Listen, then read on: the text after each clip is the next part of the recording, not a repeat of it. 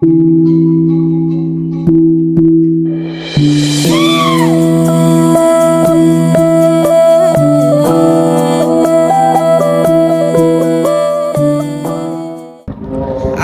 Katalino, Bacuramin Kasaruga, Basengat Kajubata, arus. Kami dari kelompok Etnis Dayak. Di sini kami akan mempresentasikan makalah kami dengan dosen pengampu Bapak Dr. Lamhot Basani Sihombing, SPD MPD. Terima kasih. Adil Kak Talino, Bacuramin Kak Saruga, Basengat Kak Jubata, arus. Arangku, Aprinita Sitorus. Di sini saya akan menjelaskan tentang sejarah etnis Dayak. Suku Dayak memiliki asal-usul keturunan dari imigran yang berasal dari Provinsi Yunnan di Cina Selatan, tepatnya di Sungai Yangtze-kiang, Sungai Mekong, dan Sungai Mandar. Suku Dayak ini menuju bagian ke Semenanjung Malaysia, menyeberang menuju bagian Pulau Kalimantan. Suku Dayak ini mempunyai kebudayaan yang beragam dan merupakan suku yang menghargai perbedaan, menghargai etnik ataupun latar sosial. Nah, di sini saya akan membahas tentang etnis Dayak Kalimantan Tengah. Kalimantan Tengah merupakan salah satu provinsi yang terletak di Pulau Kalimantan, yaitu ibu kotanya Palangkaraya. Kalimantan Tengah terbentuk pada tahun 28 Desember 1956. Di Kalimantan terdiri dari suku Dayak Maju, Bakumpai, Maanyan, Otanum, Siang, Murung, Tamboyan, dan Lau. Teman-teman, ternyata di Kalimantan Tengah mempunyai julukan Bumi Tambun Bungai dengan semboyan Isen Mulang yang artinya pantang mundur. Suku Dayak menjunjung adat istiadat seperti ritual keagamaan dan sistem kepercayaan animisme dan dinamisme. Ciri khas suku Dayak adalah senjata tradisional mereka yang dikenal dengan sebutan mandang, seperti salah satu acara adat Manaja Anantang. Manaja Anantang adalah upacara adat yang dilakukan oleh masyarakat Dayak Ngaju di Kabupaten Kapuas. Upacara adat ini dilaksanakan dengan tujuan untuk memanggil roh-roh gaib yang memberi petunjuk kepada kehidupan masa depan manusia. Tradisi upacara tradisional ini juga sifatnya turun-temurun dengan mengundang Anantang Tajahan. Menurut kepercayaan Dayak Katingan, antang dengan burung antang biasa, di mana antang tajahan tersebut memiliki kesaktian yang dapat memberi petunjuk atau pertanda dan pertolongan kepada manusia. Penyelenggaraan upacara adat tradisional Manaja Anantang dianggap mengandung makna untuk membantu mengatasi kesulitan masyarakat, dapat menimbulkan rasa aman, bisa memberikan petunjuk, dapat membawa keselamatan bagi melakukan perjalanan jauh sehingga dapat bertujuan, dapat meningkatkan kehidupan sosial masyarakat, serta dapat memberikan penghidupan yang lebih layak dalam membuka lahan bagi masyarakat. Selanjutnya akan dilanjut oleh teman saya. Adil Kak Talino, Bacuramin Kak Saruga, Basengat Kak Jubata, arus. Arangku Brigita Paskaria. Di sini saya akan menjelaskan tentang alat musik Kalimantan Tengah. Yang pertama ada japen. Japen ini dia bentuknya sama seperti kunsapi dan cara memainkannya itu sama seperti gitar, yaitu dipetik. Yang kedua garantung. Garantung ini dia sama seperti gong, hanya saja memiliki suara yang lebih ringan daripada gong. Garantung ini dimainkan dengan cara dipukul dengan alat pemukul. Alat pemukulnya terbuat dari kayu dan tidak dilapisi oleh karet ataupun plastik. Yang ketiga ada katambung. Katambung ini dia sekilas mirip seperti alat musik tifa dari Papua. Dia itu cara memainkannya dipukul dengan tangan. Dia salah satu alat perkusi dari jenis gendang. Yang keempat itu ada rebab Kalimantan Tengah. Rebab Kalimantan Tengah ini cara memainkannya itu sama seperti memainkan biola. Dia itu bentuknya juga sama seperti biola, hanya saja dia terbuat dari tepung kelapa, kulit, serta senar. Kulitnya ini terbuat dari kulit ular piton. Yang kelima ada kangkanung. Kangkanung ini dia sama seperti garantung, hanya saja kangkanung ini dia bentuknya kecil. Terus dia memiliki 5 bentuk yang sama. Tapi Kangkanung ini dia memiliki suara yang berbeda karena memiliki ketebalan yang berbeda juga. Kangkanung ini dia memiliki nada pentatonik. Dia terbuat dari campuran kuningan, rimah, serta tembaga. Yang keenam ada suling bahalang. Suling bahalang ini sama seperti suling pada umumnya. Dia memiliki 7 lubang nada dengan cara ditiup. Sekian dari presentasi saya, akan dilanjutkan oleh teman-teman saya. Adil Catalino, Bacuramin Kasuraga, Basengat Kajubata, Arus Arus Arus. Arangku Devika Pasaribu, di mana kali ini saya akan menjelaskan tarian dari suku Dayak Katingan. Tarian dari suku Dayak Katingan seringkali dipengaruhi oleh alam dan kehidupan mereka sehari-hari. Mereka memiliki budaya dan tradisi yang sangat kaya, termasuk tarian, seni musik, seni ukir, dan upacara adat yang unik. Tradisi mereka ini sering terkait dengan alam dan kehidupan sehari-hari di hutan. Salah satu tarian terkenal adalah tarian tandok, yang seringkali ditarikan dalam upacara adat seperti penyambutan tamu-tamu penting dan perayaan-perayaan tertentu. Tarian tandok merupakan salah satu tarian tradisional yang berasal dari suku Dayak Katingan di Kalimantan Tengah. Gerakan dalam tari tandok ini seringkali menggambarkan keindahan alam, kehidupan sehari-hari, dan kepercayaan spiritual dari suku Dayak Katingan. Beberapa gerakan yang umum terdapat dalam tari tandok antara lain adalah: yang pertama, gerakan alam. Gerakan yang menggambarkan alam seperti angin berhembus, air mengalir, atau dedaunan yang bergerak. Yang kedua adalah gerakan binatang. Gerakan ini adalah gerakan yang meniru gerakan binatang seperti burung, kera, atau harimau yang seringkali menjadi bagian penting dari kehidupan suku Dayak Katingan. Yang ketiga adalah gerakan ritual. Gerakan ritual ini adalah gerakan yang mencerminkan kepercayaan dan ritual adat dari suku Dayak Katingan, seperti gerakan yang menghormati leluhur atau menarik energi-energi alam. Yang keempat adalah gerakan komunal. Gerakan komunal ini adalah gerakan yang melibatkan interaksi antara penari yang sering melibatkan formasi dan pola-pola tertentu yang mencerminkan kesatuan, solidaritas, dan komunitas. Tarian tandok ini juga memiliki makna yang mendalam dalam konteks budaya dan tradisi mereka. Secara umum, tarian ini melambangkan kesatuan, kebersamaan, dan keseimbangan antara manusia dan alam sekitar. Tarian tandok ini dapat dimainkan oleh sejumlah penari yang bervariasi, tergantung pada konteks dan komunitas yang memainkannya. Biasanya, tari tandok ini dimainkan oleh beberapa orang hingga kelompok yang lebih besar, tergantung pada kebutuhan dan ukuran panggung atau ruang dan tempat pertunjukan tersebut. Sekian dan terima kasih. Adil Catalino, Bacuramin Kasuraga, Basengat Kajubata, Arus Arus Arus. Arangku Captain W. Said. Di sini saya akan membahas salah satu yang unik untuk dibahas mengenai Kalimantan Tengah adalah kebudayaan tari tradisionalnya yang memiliki berbagai macam makna. Yang pertama, tari Balian Dadas. Tarian Balian Dadas merupakan tarian yang dilakukan untuk meminta kesembuhan kepada Tuhan bagi yang sedang mengalami sakit. Umumnya, tarian ini mengikutsertakan dukun perempuan atau dikenal Balian Dadas. Namun, tarian ini sering dilakukan pada saat acara penyambutan atau peresmian. Yang kedua, tari Giring-Giring. Tarian ini sebagai bentuk ekspresi kegembiraan dan juga rasa senang. Tiga, tari Kayau. Tarian Kayau atau mengayau memiliki arti memotong kepala musuh. Tarian ini dilakukan oleh suku Dayak sebagai bentuk keberanian, kejantanan, dan kekuasaan untuk melindungi suku tersebut dari ancaman. Yang keempat, ada tari Kinyah Mandau. Tarian ini menampilkan unsur bela diri, seni perang, dan juga seni teatrikal. Makna dari tarian ini adalah tarian perang yang menggunakan mandau sebagai senjata. Kelima, tari Manasya. Tari Manasya adalah tari selamat datang yang menyambut tamu untuk datang ke Kalimantan Tengah.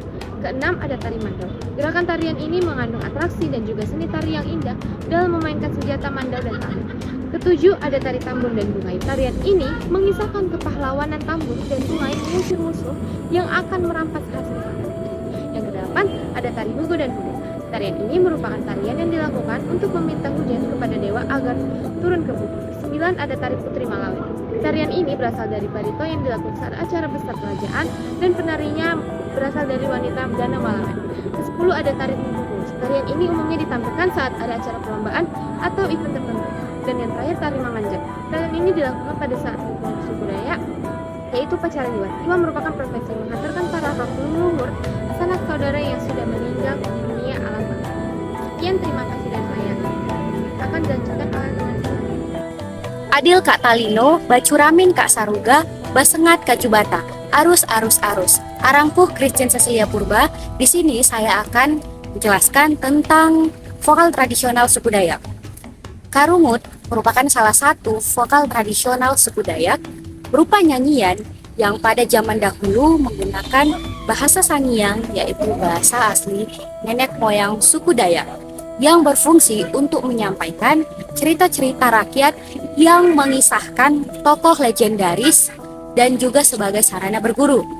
Seiring berkembangnya zaman, bahasa Sangiang semakin pudar dan digantikan dengan bahasa Dayak Ngaju yang lebih mudah dimengerti. Fungsinya juga semakin berkembang, yaitu digunakan sebagai sarana untuk menghibur diri dan menidurkan anak yang mana di dalamnya dimuat unsur-unsur pendidikan, percintaan, bahkan keagamaan. Kesenian ini biasanya ditampilkan dalam acara perkawinan, syukuran, dan acara-acara resmi pemerintah seperti peresmian suatu tempat dan penyambutan tamu kehormatan sebagai sarana hiburan. Bahkan sekarang dijadikan sebagai ajang lomba yang setiap tahun diadakan oleh pemerintah untuk memeriahkan hari jadi kabupaten maupun provinsi Kalimantan Tengah. Keberadaan vokal tradisional khususnya karungut pada saat ini dianggap kuno dan kurang populer dibandingkan dengan musik modern.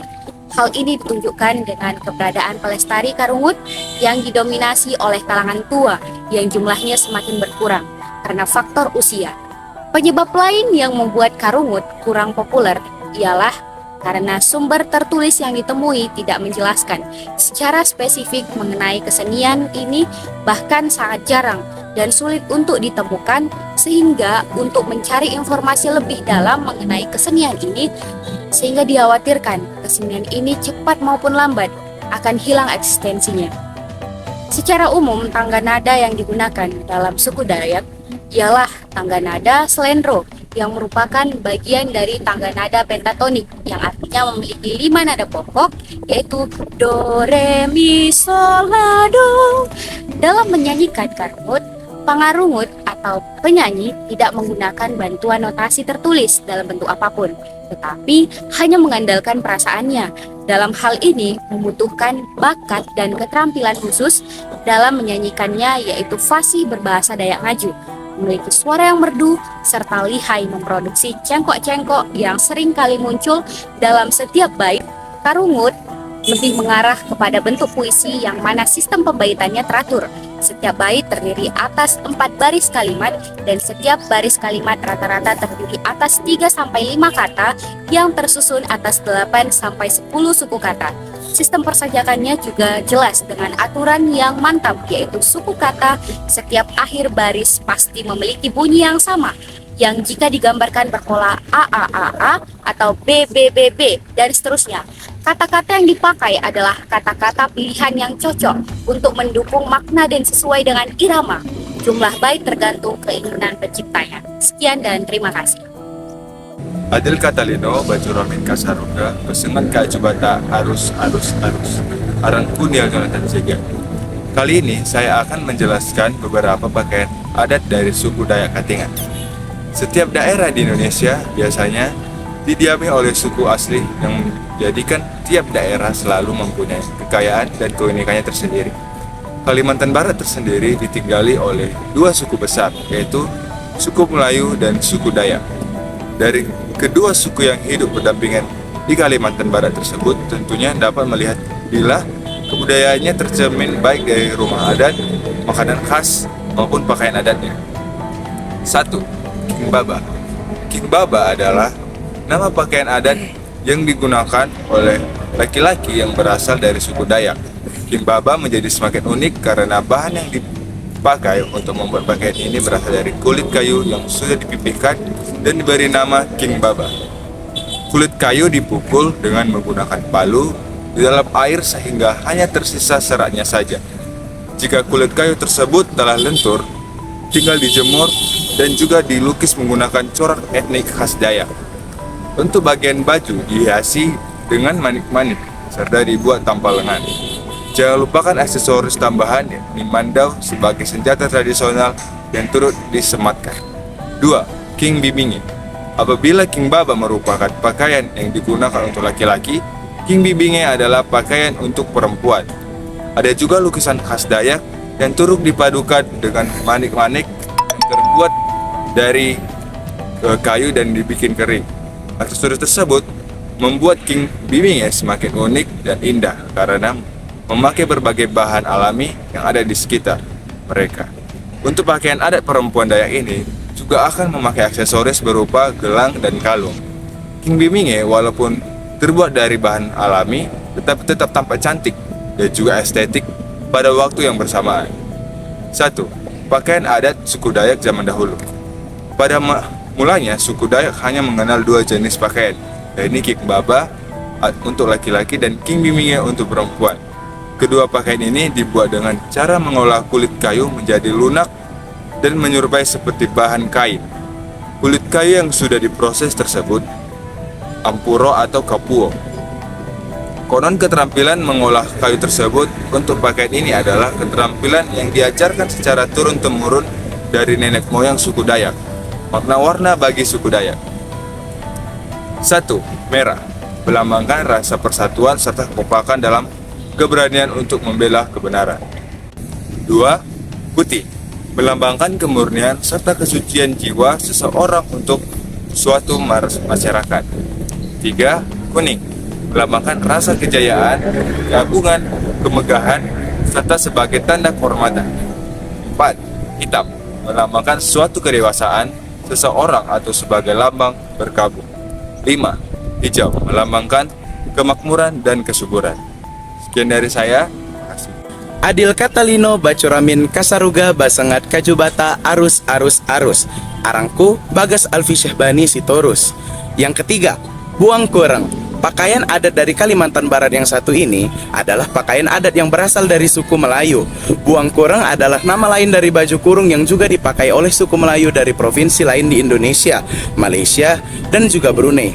Meski demikian, buang kurung ini tetap mempunyai ciri khas tersendiri yang membedakan dengan baju kurung dari daerah lain. Ciri khas tersebut dapat dilihat dari segi corak, desain, maupun bahannya.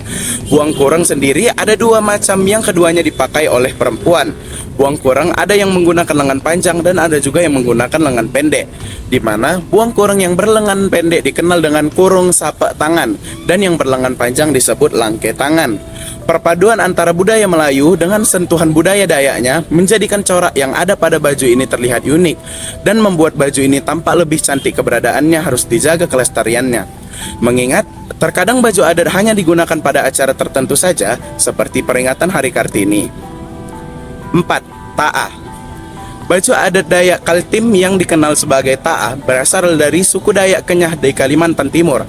Ta'ah yang merupakan pakaian adat untuk wanita terdiri dari beberapa komponen seperti da'a atau ikat kepala dari pandan, baju atasan bernama sape inok, dan rok bernama ta'ah. Pembuatan ta'ah melibatkan penggunaan pandan dan kain dengan hiasan bulu burung serta gelang pintalan benang sebagai penolak bala. Baju atasan kepala dihiasi dengan motif khusus seperti burung enggang dan harimau untuk bangsawan serta motif tumbuhan untuk masyarakat biasa. 1. Pakaian adat suku Dayak zaman dahulu. Pada mulanya, suku Dayak hanya mengenal 2 jenis pakaian, yakni King Baba untuk laki-laki dan King Bibinge untuk perempuan. Kedua pakaian ini dibuat dengan cara mengolah kulit kayu menjadi menyerupai seperti bahan kain. Kulit kayu yang sudah diproses tersebut disebut ampuro atau kapuo. Konon, keterampilan mengolah kayu tersebut untuk pakaian ini adalah keterampilan yang diajarkan secara turun-temurun dari nenek moyang suku Dayak. Adil Catalino Bacuramin Kasaruga Basengat Kajubata Arus Arus Arus. Arangku Hotman Franz Desli Pasaribu. Di sini saya akan menjelaskan tentang rumah adat suku Dayak, yaitu rumah betang. Rumah betang adalah rumah adat sebagai tempat tinggal suku Dayak yang terdapat di Kalimantan. Keberadaan rumah betang banyak ditemukan di perkampungan suku Dayak yang terdapat di sekitar hulu sungai. Rumah betang telah berdiri sejak ratusan tahun yang lalu. Hal ini menggambarkan bahwa suku Dayak telah memiliki pengetahuan bahwa mereka harus selamat dari bahaya yang mengancam, seperti binatang buas. Hampir semua rumah betang terbuat dari kayu yang kuat dan tahan lama serta tidak mudah rapuh. Rumah betang tidak seperti rumah pada umumnya. Karena rumah betang memiliki panjang sekitar 100 sampai 150 meter dengan lebar mencapai kurang lebih 50 meter. Dengan bentuk rumah yang tinggi tersebut, maka untuk masuk ke dalam rumah betang diperlukan tangga. Dalam kepercayaan suku Dayak, anak tangga rumah betang harus berjumlah ganjil. Jumlah anak tangga yang ganjil dianggap akan membawa rezeki untuk semua penghuni rumah dan menjauhkan dari kesulitan hidup. Keunikan lainnya adalah setiap malam anak tangga itu diangkat dan tidak ditinggal begitu saja di luar rumah. Suku Dayak meyakini bahwa dengan memasukkan anak tangga ke dalam rumah akan terhindar dari gangguan hantu dan serangan mistik yang jahat yang akan menyerang penghuni rumah. Bentuk rumah panggung pada rumah betang tidak lain untuk menjaga penghuni rumah dari segala macam bahaya. Salah satunya, rumah betang berfungsi untuk menghindari bahaya banjir. Sebab secara umum, suku Dayak banyak permukiman di hulu sungai yang memiliki risiko tinggi terkena banjir. Alasan lainnya adalah untuk menghindari ancaman binatang buas yang masih banyak berkeliaran di hutan Kalimantan. Sekian dari saya, selanjutnya akan dilanjutkan oleh teman saya. Terima kasih.